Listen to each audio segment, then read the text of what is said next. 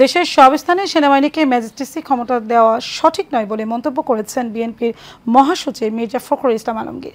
যে সমস্ত এলাকা নিয়ন্ত্রণের বাইরে চলে গেছে সেখানে এই ক্ষমতা প্রয়োগ করা উচিত উল্লেখ করে বিষয়টি পুনর্বিবেচনা করার আহ্বান জানান তিনি।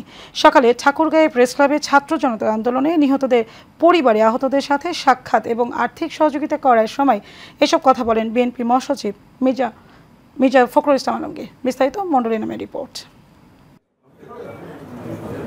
ঠাকুরগাঁও প্রেস ক্লাবে ছাত্র জনতা আন্দোলনের নিহত পরিবার ও আহতদের সাথে সাক্ষাৎ এবং আর্থিক সহযোগিতা করতে এই অনুষ্ঠানের আয়োজন করে স্থানীয় বিএনপি।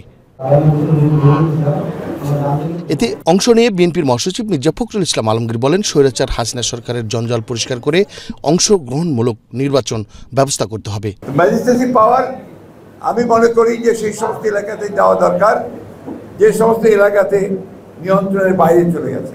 আমরা সবাই অত্যন্ত আশাবাদী হয়ে উঠেছি যে নতুন অন্তর্বর্তীকালীন সরকার তারা জঞ্জালকে দূর করে তারা দেশে এমন একটা পরিবেশ সৃষ্টি করবেন যে পরিবেশে সুস্থ উপায়ে সকলের অংশগ্রহণের মধ্য দিয়ে একটা গ্রহণযোগ্য নির্বাচন হবে।